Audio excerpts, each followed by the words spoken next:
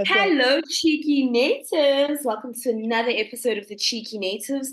We are super excited for today's episode, and I will give you a backstory as to how we actually ended up deciding to have Nadia Ouwusu on the Cheeky Natives. So I've already just given away our special guest.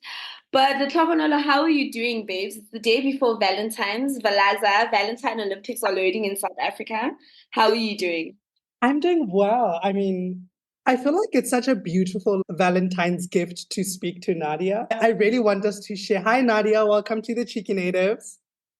Thank you so much. Thanks so much for having me. I'm excited. Before Alma introduces you, I want her to share the backstory of how we've come here. Alma. So just a little bit of romantic peer pressure. So my husband and I went to Kenya in December. It was like on a bucket list item for him. He always wanted to go to Kenya. And funny enough, in the year that we met, because he and I got married in the year that we met, he had been saving up for this trip to go to Kenya, which of course never happened because then there was a wedding. So, Kenya was on his bucket list. So I take Aftershocks with me because it's been on my TBR. So then I end up telling him about the story because I'd like read the first few chapters, and he just gets intrigued. So he starts reading the book on our way to Kenya, right? So we're on the flight, but this man maybe reads like 4 books a year, right? So I'm not like expecting too much. And because he's like into documentaries and the like. So I'm like, okay, let's just see where this goes. And I'm just like, well, I'll get the book back in like a day or so, because maybe the interest will flounder. So the whole time on the flight, he doesn't speak to me because he's reading the book, and he actually acts like I'm irritating him. He's like, "No, I'm reading. Like, I don't want to talk. I'm reading." I'm like, "Okay, go, Nadia. All right, this is a good start." We get to Kenya. This man is reading. Spends the 7 days that we're in Kenya reading this book, and at the end of it, he's like, my love, you need to get Nadia on the Cheeky Natives. I'm like, this is very ambitious, right? Nadia is not based in Johannesburg. I don't know if you know this about Nadia. He's like, no, I think you can do it. I think you need to speak to Nadia because I have lots of questions about this book and you need to speak to Nadia. So how you came onto the Cheeky Natives is a result of romantic peer pressure because I was just like, okay, so this man has now read this book and absolutely just lost his mind. I now need to read this book as well and finish. And then when I finished, I was like, whatever you do, you need to read Nadia's book. And not only do you need to read Nadia's book, we need to get Nadia on the Cheeky Natives. So shout out to an honorary member of the Cheeky Natives for ensuring that not only do we read Aftershocks, we also have Nadia on the Cheeky Natives. Oh my goodness, that's such a great story. I love that. Yeah. So, with that being said, I'm going to just read your short bio and then we're going to have this conversation because we're super excited to get into this book. And I also have a checklist of my husband's questions that I need to get through. So, just to read a short bio, Nadia Ouwusu is a writer and an associate director at Living Cities, an economic racial justice organization. In 2019, she won a coveted Whiting Award for the early chapters of Aftershocks. Her writing has appeared in the New York Times, Literary Review, Catapult, and others. She lives in New York and she is the author of Aftershocks. Welcome to the Cheeky Natives. Thank you. Nadia, listen. I just want to say I don't know how you did it, but wow. Wow. Thank you so much. Even like talking to Alma about like some of the questions, we have to ask every page. We have to ask a question on every page now because it's amazing. One of the questions I think we have is, you start the author's note quite deliberately, right? And you speak about obviously the idea of memory and time not being linear, right?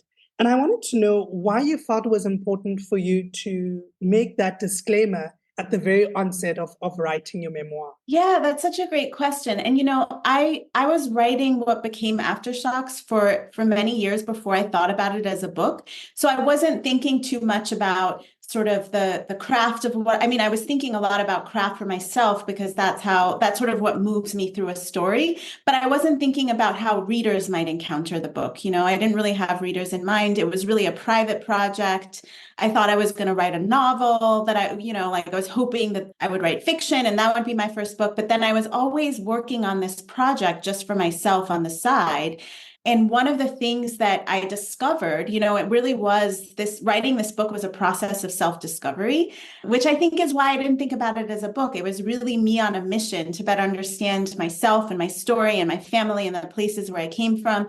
and memory. And so like part of the drive of the book was coming to terms with how we live inside stories and how we shape stories that serve us. And so when I did decide that I wanted this to be a book and that, I was going to start thinking about readers and how they would encounter the text, then it became really important for me to center that idea of living inside stories and how we create stories and how multiple stories are always true at once. And I felt like it was really important to say that up front, because the book does kind of move through these different versions of reality and sort of wrestles with the nature of memory and identity and how those things are influenced by the ways human beings create stories for ourselves. And so, yeah, that's sort of why it was important for me to have that up front. I am so fascinated by the distinct writing styles in this book. Right? There are two very distinct ways in which you write. There is a part where you write almost about a very vivid memory. It's a vivid personal memory that sets the stage for you to write about something potentially deeper. But then you also write a lot about the political, right? So political histories and the like. And what struck me the most was that in writing the personal, there's almost a distance and a disconnect. And there is a very poetic way in which you write the prose for the political. And that's interesting, right? Because what you would imagine is that in writing the personal, the vivid memory, the story, that's where the prose and the poetry would come in. But there's a disconnect in almost how you write it, as though you're looking outside in. And I guess it's also devised for memory. And I'm curious about the two distinct styles of writing in this book and whether that was on purpose or whether that was a way in which you were coming to write towards yourself. Mm-hmm. Yeah, that's such an interesting observation, and I think it's definitely true in terms of the way the prose shifts between sort of the more personal, intimate writing and the history. And I think you're right that in some ways, how I'm weaving history into the personal narrative required me to find a voice that was more kind of searching and intimate and poetic, so that the story didn't become bogged down. And I think my aim with that, part of how I was thinking about it, or part of how I was instinctively working with that material, was that as I was writing, I came to this really strong awareness of how we carry history in our bodies and ultimately that we are made of history. I was talking about how we live inside stories before. And I think that we're sort of walking, living, breathing history. And so as I was writing the story and I was writing sort of the more personal events of my life, intimate moments with my family, but I remember kind of vividly realizing as I was working on this book that a story about, my mother coming to visit when I was a child, my mother left when I was 2, and her coming to visit as a child kind of opened up very naturally into this exploration of the Armenian genocide. My mother's side of the family came from what was then the Ottoman Empire and are ethnically Armenian and fled genocide and came to the United States. And I realized that I actually couldn't understand my relationship with my mother and my mother as a human being without being deeply connected to that history. And so I think kind of the intimacy and the voice and the kind of lyricism in the voice in terms of how I relate that history is connected to that me coming to learn the history was actually a way of me finding a deeper connection and understanding to my own family and to the places that they call home. And so I think it was kind of like it wasn't intentional up front, but sort of I found that voice through the writing. It's interesting because for me, the title is quite striking. But there's also kind of the metaphor in the opening scene of the book. You enter the book and already it's about that. You deliberately do this because you use language that signifies aftershock, foreshock, earthquake, and all of those things. But I was interested to think about that metaphor, right? And the metaphor of the blue chair. Those two distinct kind of metaphors felt very prevalent in the book. And I wanted to know why you thought you could use those as a literary device, right? But also as a way in which to break up the book. Because, it felt like a breather in some instances, right? To be like, okay, it's a foreshock, so it may not be that hectic, right? But it's the actual earthquake, so it's about to get real. So I wanted to know about kind of structurally whether those metaphors kind of helped you package the way in which you wanted the chapters in the book and the parts of the book to plan out. Yeah, that's such a great question. And I think, at first, I wasn't really thinking about how I was going to structure it because I was really writing it for myself. And so I was just writing pieces as they felt urgent to me, as my curiosity was sparked, and I was kind of following the thread of my curiosity. But then when I came to the work with kind of a new intention to see if I could shape it into a story that other people might want to read, then I started I went into the story kind of as like a detective of my own life to find the threads that might hold it together, to think about sort of how the pieces might be organized. I knew that it wasn't going to be a linear story for all sorts of reasons, including that I don't particularly live in linear time. And I also knew that the thematic quality of the book was really important to the project of the book itself, because ultimately it was a book about memory and about how we tell stories about our lives. But when I sort of went into the book, and with the help of a friend who kind of pointed out the earthquake motif to me that I hadn't even really been fully aware that I was doing. I didn't really think about it consciously, but she pointed out, oh, you write a lot about earthquakes, like maybe there's something there structurally that you might play with. And I saw that she was right. You know, in a way, earthquakes have sort of been a guiding metaphor for my life. And I think like it maps to sort of the way that I envision the book, in that the story of an earthquake is not linear. And we can't really understand the story of an earthquake except in retrospect, which is kind of that was sort of the way that I approached the book and how I felt about my life story. So, you know, sometimes it turns out that what we thought was the earthquake was actually a foreshock, and then you have to reshuffle the story. And there was something really fitting about that. And then the thing about aftershocks too is that we never really know when they're going to happen or how long they'll last. And I think that's also true of how we experience trauma, which is also a big theme in the book. And so the book is written thematically with the stages of an earthquake and sort of these seismic terms that link the threads. And this was a way for me to write about my life in a kind of authentic way, to kind of honor the spirit of how the book began, but also to give it, you know, a structure that I felt like other people, as they encountered the book, could have, as you said, like a sense of where they were in place and time, and sort of move through the story. And I think the blue chair chapters kind of serve a similar scaffolding purpose, you know. So the blue chair chapters, for those who haven't read the book, are these chapters that take place over 7 days when I had sort of a reckoning. Some might call it a breakdown, some might call it a breakthrough. I think it's probably both of those things. But over the course of those 7 days, I really began to sort of make sense and meaning of the events of my life. And so I kind of took sort of each of those 7 days and try to write from inside of the breakdown, which then give this, you know, they do give a sense of linear time because they take place over those 7 days. So you can also kind of move through them that way. So there's a thing you do in the book, right? And it's about writing towards connection and love, right? As a force, almost for reconciliation. I think about your relationship not only with your mother, but with the other mothers that you make reference to throughout the book.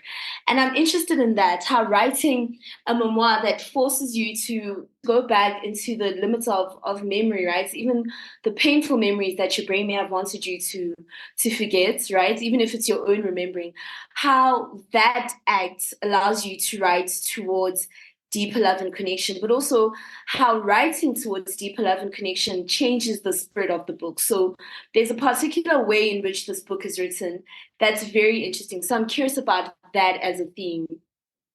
Yeah, I love that. I love how you framed that. You know, I started writing pieces of what became Aftershocks coming out of a period of deep depression. And I just had this really strong sense that in order to kind of find my way out of that I needed to write myself into a kind of place of deeper connection to an understanding of those histories that I carry in my DNA, the colonization of Ghana, the Armenian genocide, pre-colonial Ashanti history. My father is from the Ashanti tribe of Ghana. The wars and conflicts that I lived through as a child, you know, my father worked for the UN. And so often we were living in places where there was a war or a famine, and I was a child. And so I didn't fully understand those histories, but that I lived through. And so I was also trying to come to some deeper understanding of those stories as well. But I wanted to draw lines between those histories and how and connect them to my own experience and my own body and my family's experience and the choices that they made and the ways that all of those realities kind of combined to make my life possible. And of course there were painful things within that, but I think to your point, like there were also ways that my disconnection from those stories meant that I had never really allowed myself to fully grieve what I had lost, but also was then unable to see the love that kind of undergirded so much of my experience and made my life possible. And so there was this sense, this kind of struggle that I had in the writing of the book to see how everything is connected and to also see the ways that, that love between sort of like my extended family existed and continued to exist even across continents and estrangements. I felt for so many years like sort of disconnected. My father came from Ghana,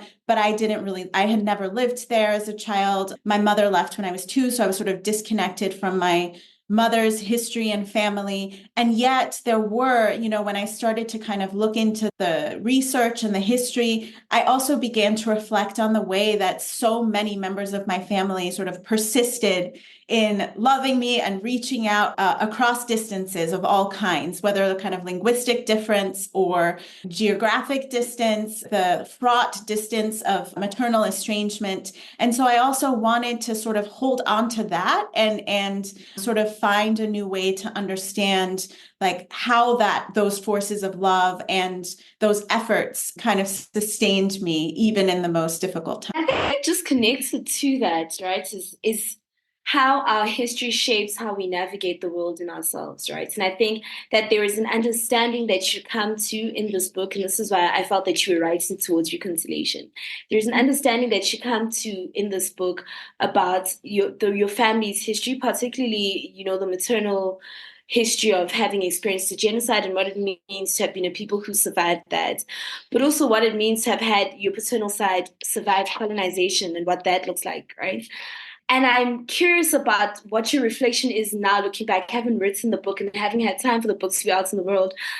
How has thinking about how our history shapes how we navigate the world and ourselves made it easier for you to write towards that reconciliation or to write towards a place of understanding, even in the ways in which the people in our lives hurt? Yeah, I mean, I think, understanding myself as a historical being and having been formed by these histories and stories enabled me then to also see how my family, including my mother's choices were sort of shaped by her own experience and history. And it enabled me to see her in both as kind of a historical being and a person who had to sort of shape her own identity after this really profound rupture where her ancestors lost their language, lost their homeland, and had to start over in a new place from start from the beginning in some ways. And she was born in the United States, but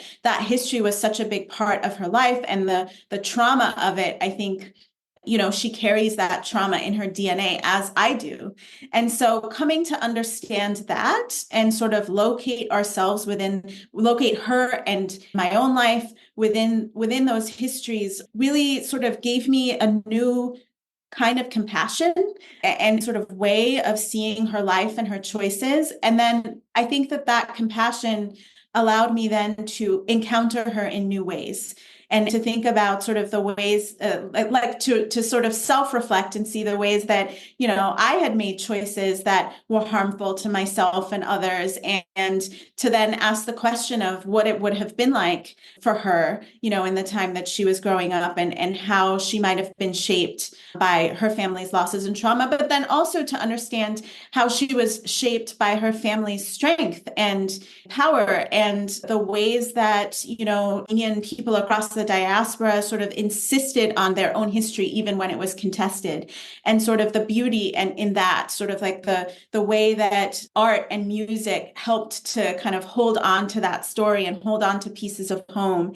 And I found that was also true of the paternal side of my family as well, and sort of what sustained Ghanaian people through colonization and into independence. And so I found that that was also a part of my inheritance, and sort of claiming that as my inheritance was also really freeing. Nadia, I could listen to you all day speak. Like even the answers, I'm like, oh, it's like the book. Wow.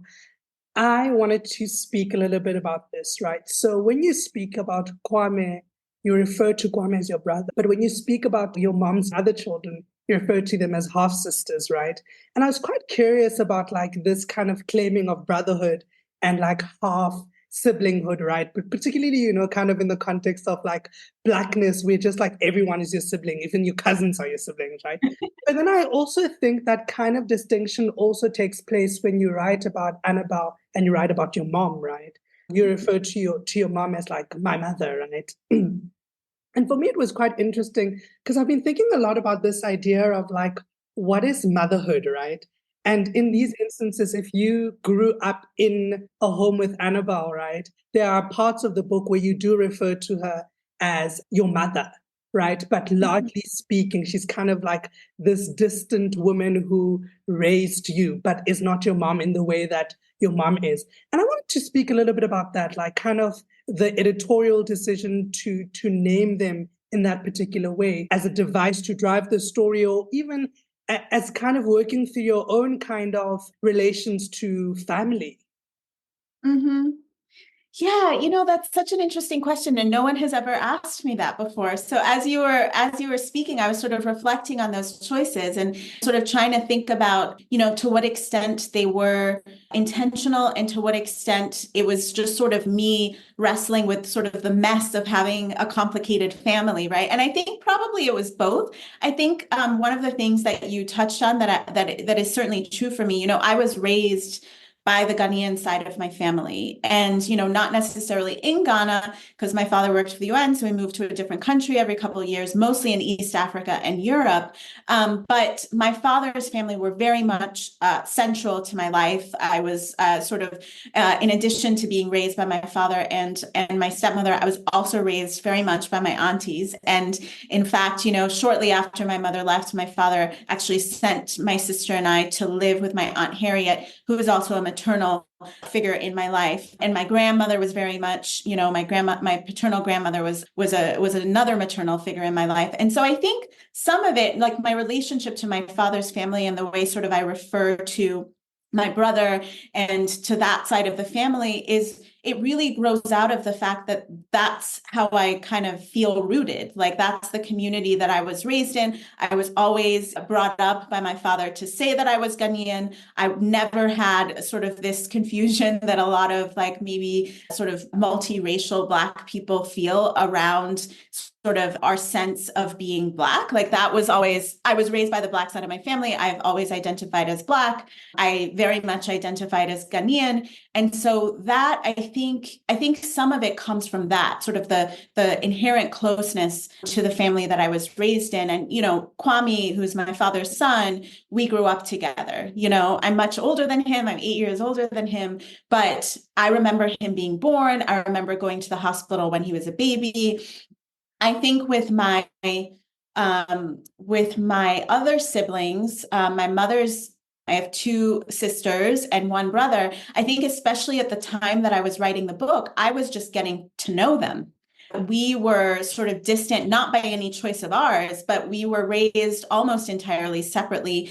I had met them maybe a handful of times as a child, and then those kind of visits ended very abruptly. And so I didn't have that sense of entanglement and resentment and love and, like all of those feelings that you have towards siblings, which I will say, like families change and your relationships to them change. And so now I do know them and I have built a relationship with them. And I do find myself saying my sister and my brother as opposed to half sister, half brother. And so I think some of that is just, by nature of those shifting relationships and how I saw them at the time. But I think the other piece that you were talking about specifically in terms of maternal figures and how I see kind of the maternal figures in my life, I think it's easier to feel connected to the person who isn't there in some ways. Like that seems counterintuitive, but I think like because birth mother was not around, it was easier to like pin all of my longing and like feelings of like love and need on this person who I didn't know, like who I didn't really have to see day to day and contend with the mess of our relationship. Whereas with my stepmother, she was there every morning, you know, in the living room. And so our tensions, our resentments, our love was very present in my life, and so therefore more complicated. And so I think some of it was sort of trying to make sense of that, and also I think trying to wrestle with what it means to be mothered by people, by women who are not necessarily your mother, your birth mother, but who have signed up for some aspects of the job, sometimes willingly and sometimes they're conscripted into it. And so I think I was trying to just wrestle with all of that messiness. I mean, I think another kind of related question for me was when I was reading this book, because this is something that I've also struggled with. So perhaps I might be projecting, right? I was thinking about the idea of like abandonment, right? And kind of like you're saying, like it kind of feels like the longing, right, created this kind of desire for motherhood. But I was thinking about whether in writing the book and maybe in reflections now, whether the abandonment was quite palatable in this sense, right? That like your mom got married, had other children, and she chose to raise those children, right? As opposed to she left you and your sister and didn't raise you too. For me, I was wondering about that kind of abandonment, like that there was a choice that I feel she made, right? Whether leaving you or staying with them.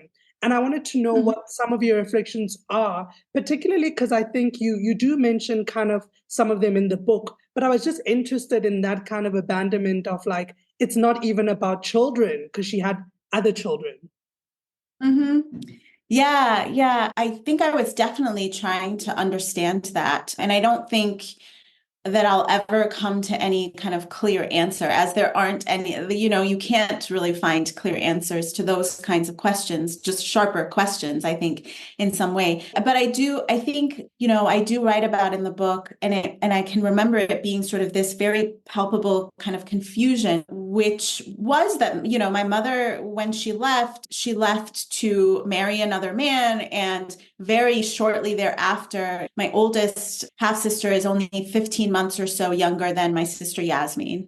And so, you know, very quickly had two other daughters, and then, you know, a few years later, a son who, as you said, she did raise, and actually their father ended up leaving. So for a while she raised them as a single parent, but then also remarried again. And so I think, you know, as a child, I did try to make sense of that in my own childish way. And because, you know, I was observant, and, you know, I think because I had moved around so much and seen the ways that race and power and hierarchy were all so linked, and those forces were very much present in my life wherever I was living, and sort of understanding anti-Blackness in a visceral way as well. As a child who was often like one of few Black children in the environments where I was trying to understand the answer to that question within the framework of power and hierarchy and race. And so part of me wondered, especially as a child,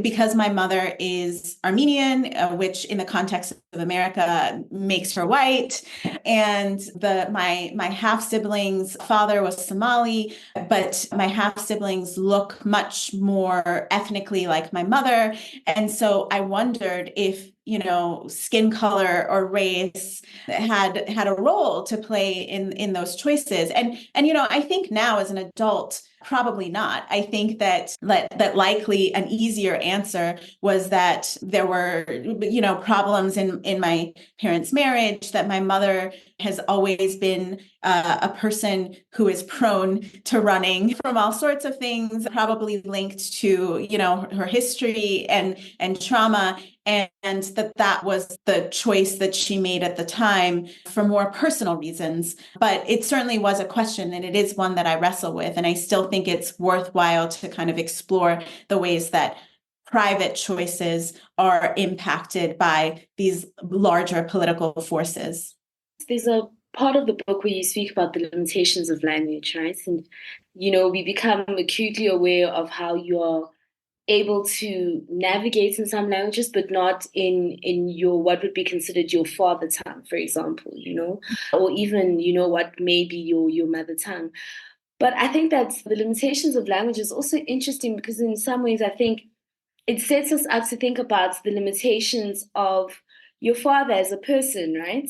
And why this is interesting is because in much of the book, your father has a is almost godlike, you know, in the way that I think many of the people we love in our lives are.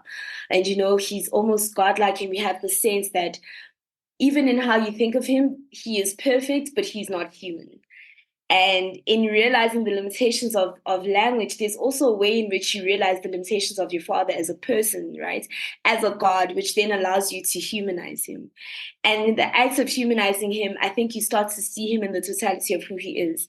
And that for me is a very interesting part of the book, right? This dismantling of the God and this realization of the limitations of the person. And so I wanted us to speak a little bit about what that process was like, this realization that this person that you love, who of course it had been a long time since he'd passed when you'd written the book, but I think that because of the enduring power of love and of grief, you were still in many ways able to remember him. But there's a way in which you write about him as the book progresses that I find very interesting. So I wanted us to talk a little bit about that. Sure. Yeah. You know, I think my father died when I was 13. And again, he was the parent who raised me. He was the great hero of my life. There was and still is a very deep love there for him. But I think often, as we can do with heroes or with gods, there was also a kind of fanaticism to my love with him, which I think fanaticism is a dangerous thing. And I think not only does it prevent us from sort of like wrestling with the deeper complexities of the world around us and asking ourselves important questions about who we are and how we show up for other people and how we view other people, but it also it prevents us from coming to know, you know, in this case, in my case with my father, it also prevented me from remembering him as he was, which is as a wonderful, complicated human being. You know, I had made of him a god. And I think in that way, I had lost him because he wasn't. He was a man. He was a very important person in my life. And I think by making him a god, I had kind of smoothed out all of his edges.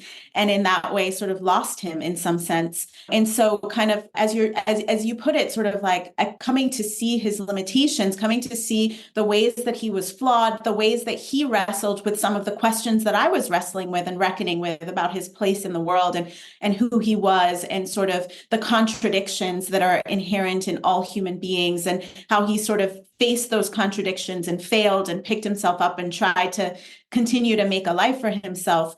Like that actually was a more important lesson for me. Like I could better learn through that example of a flawed person trying to move through the world than I could of an all-seeing perfect God, which is what I had made of him. And so I think in some ways, sort of the undoing of the God was the reclaiming of the real love, and sort of letting go of this sense of perfection, which also allowed me a lot of freedom to face my own contradictions and complications and failings, and to tell a more truthful story about who he was, but also about who I am. I love that you've spoken about that, right? Because I think a lot about, you know, when you speak about reclamation, I think about the blue chair, and I think we haven't really spoken too deeply about the blue chair. But, you know, there's the idea not only of epigenetics, but the idea that the body keeps score, particularly when it relates to trauma. And so the blue chair is interesting for me because in many ways, you write from the inside, right? So the blue chair is where we see you come to the connection of your private griefs with so many of the larger griefs that are taking place. But it also really asks the question of what it means to write from the inside, because that is the first time where you sort of had to reckon with your personal history. outside of being able to rationalize it. So this is where you cannot insert the history that comes with what happened in particular geographies, etc. But this is the act of writing the score that your body has kept from the inside, and how that in some ways is an insular experience, right? And so I wanted us to just speak a little bit about what it means to write from the inside of an experience, and why the blue chair in particular stands out for you. And if you've ever had an experience like that again, right? What that may look like.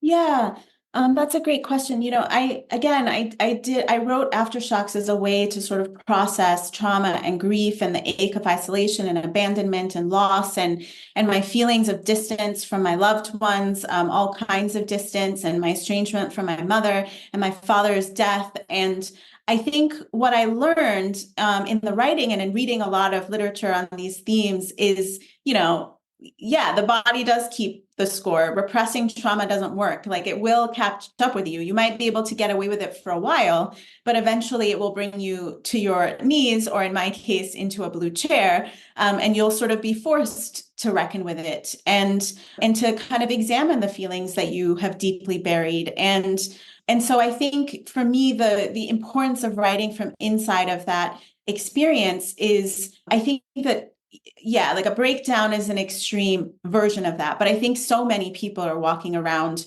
repressing sort of their pain and grief. And so I wanted to sort of connect to what that feels like in the body, like what that feels like in the body, what that feels like in the soul, and to write sort of like in a kind of embodied, present, urgent sense about what that feels like and looks like, but then also to be able to show how one might find their way out of it. And for me, finding my way out of it looked like allowing myself to feel all of the things that I had denied for so long, but also kind of turning to the experiences of others who had gone through similar mental health crises and learning from their processes, and then also writing about what I was experiencing. And so it was really important for me to write those sections, as difficult as it was to kind of return to them. And I actually was able to use the material of the notebooks that I kept at the time, and sometimes was actually drawing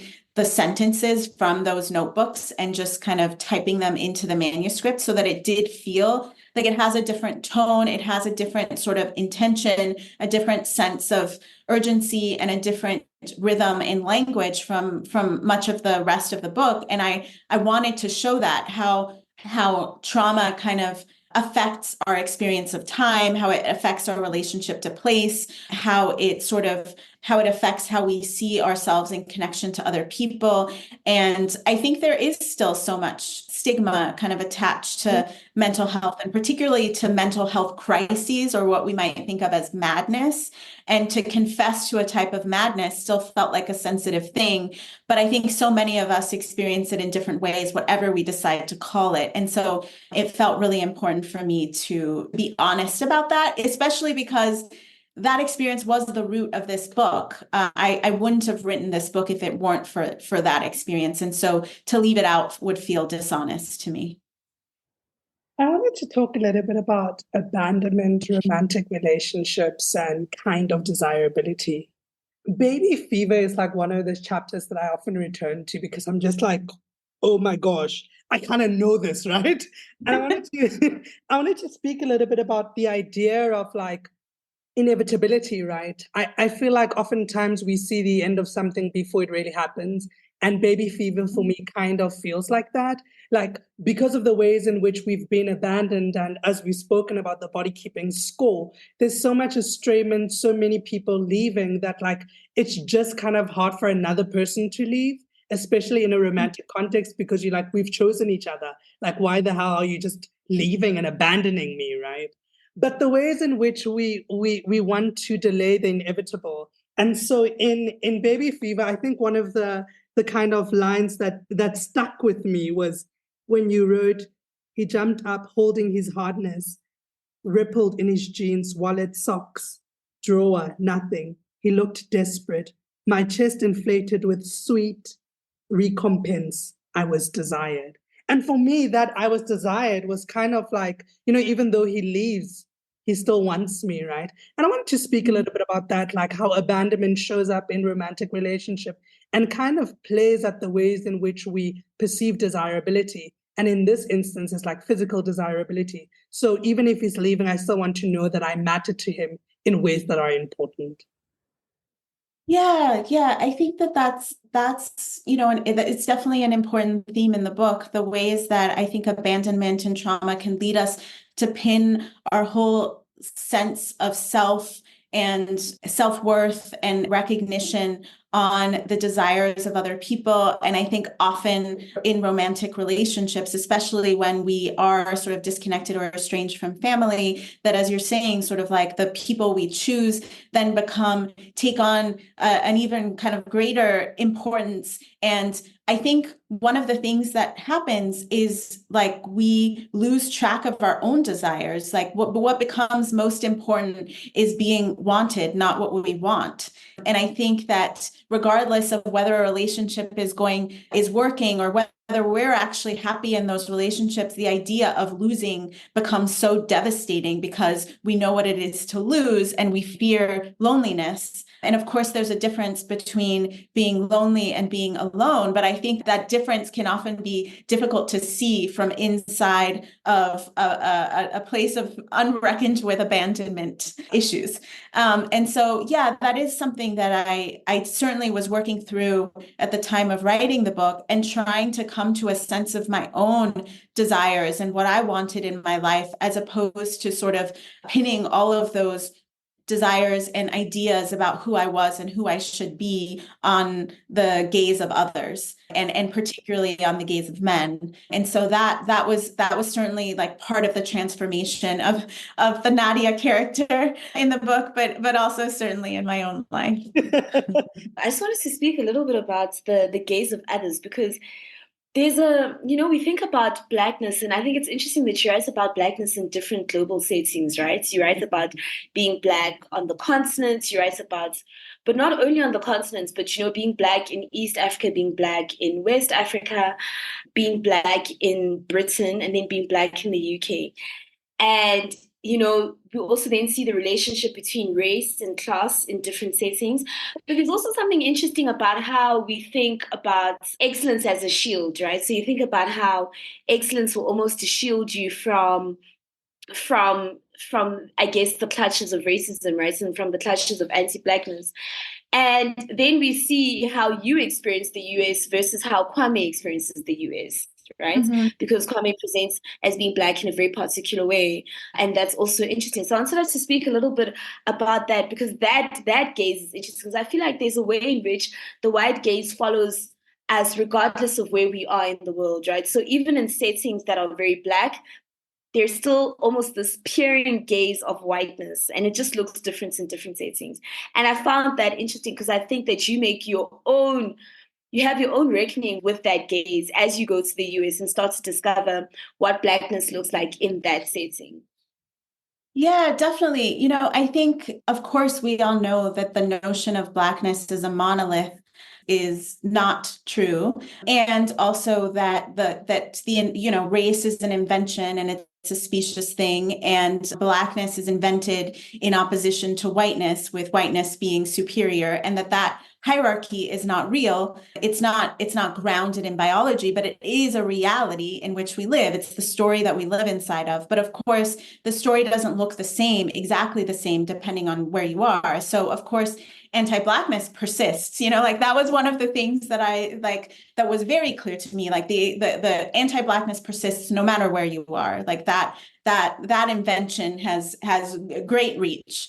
But on the other hand, we experience our own, as Black people, our own relationship to Blackness, our own relationship to our own identities and our culture, but also the ways that we're perceived by the white gaze, the always oppressive, but very shifting and specious kind of white gaze. It changes depending on where we're living. And so I was very aware of that, like whether it's in terms of, the very specific kind of structural racism that exists in the United States. And that was like very visible to me when I first moved to the country. And it's sort of that history is sort of the root of so much of the way that the country continues to operate, despite the fact that many Americans are very much in denial of that truth. But I think because I hadn't grown up here and arriving here as a Black person, it was extremely evident. Like I could see the segregation it's not sort of a legacy of segregation, it's ongoing segregation that exists in terms of sort of where people live, how race and class are intertwined, and how people experience the systems of control and power based on race. And so that was very clear to me, but it also, anti-Blackness also exists within Black communities. So one of the things that in the form of colorism, and so one of the things that I also explore is, for example, when I was in Ethiopia, some people would ask me, and if I would say that I was Black, some people would say, why are you saying that? You're not Black, because, to them, I looked like the locals, and some Ethiopian people don't, or at least didn't at the time, consider themselves Black. They thought of themselves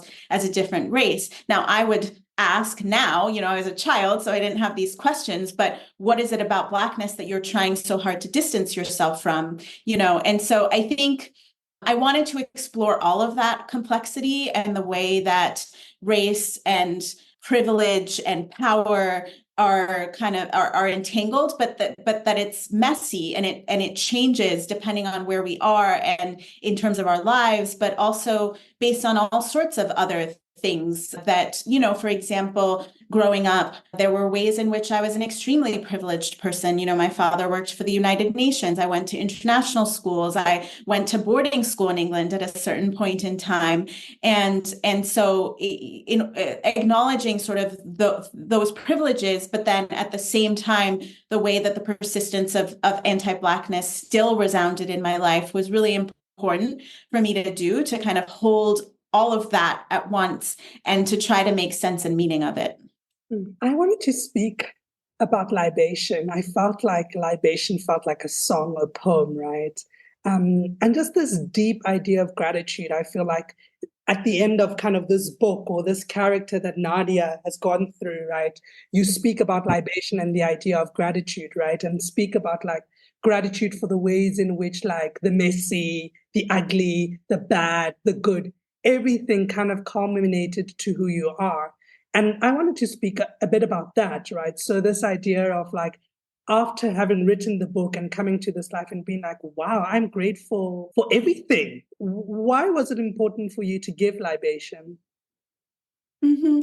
Yeah, I mean, I think for several reasons. One was that the real journey of this book was sort of coming to that place of sort of compassion and understanding, and sort of insisting on continuing to follow the thread of connection and trying to sort of hold myself accountable to that I was always writing toward deeper connection. And even pieces that I might have started from a place of anger, ultimately, in order to sustain my own interest and curiosity, I had to shift into a place of sort of connection and like a desire to better understand. And so I think some of the reason why that chapter about libation felt so important is that it was so much kind of the journey of the book was bringing me to that sense of understanding. But I think the other thing is that the ceremony itself and the claiming of the ceremony of itself of pouring libation felt really important to me, because one of the other big themes in the book is the theme of sort of disconnection from my own history and my own homes and my family. And I think taking this ceremony of libation, which is very central to Ashanti culture and which sort of sustained through colonization, and it survived the Middle Passage, like people in the Caribbean and African American communities also have kind of sustained and maintained that practice. And that sort of felt miraculous to me, the ways that sort of tradition and ceremony in particular are part of how communities survive. It felt really important for me to claim that, and it felt really beautiful for me to claim that. And it was a way of saying, I might not speak the language, although I am still bungling my way through introductory treat, which is quite difficult because it's tonal. And so it will likely be kind of an ongoing challenge and struggle. But despite sort of not speaking the language or growing up, in the place where my roots are, that through these ceremonies, which had been passed down to me, from my father's family, from my father himself, like he would often sort of jokingly pour libation here and there throughout my childhood, it was important to him to give me that sense of connection to my culture. And so I think that chapter was also about claiming that and finding joy in that and finding strength and new possibility in those ceremonies. I mean, Nadia, listen, I don't know if you can tell, but we loved Aftershocks. Yeah. Oh, thank you Now so let's much. took us to church. Okay. That means a lot to me. That means so much to me. Thank you. And thank you so much for Yeah. just, taking time to speak to us about it. I feel like I have a better and deeper understanding of the book. So now I'm like, yes, now I really love it. I loved it before. Now I really, really love it. So thank you very much for Don't let they hear you. Oh, thank you. And thank you both. What thoughtful questions. It was really fun to talk to you. Thank you so much, Nadia. This has been absolutely amazing. I don't think that you can read Aftershocks and remain the same in many ways. I think you are left to do your own reckoning with yourself and your history, and also come to a place of compassion for some of the difficult relationships that you have in your life. And I think that is a triumph for your book. So thank you so much, Nadia, and thank you so much to the Cheeky Natives. Please do get a copy of Aftershocks by Nadia Ouwusu. Everybody deserves this book in their library. Required reading. Oh, thank you. Thank you once again, Nadia. Cheeky Natives, until next time, this is us signing out.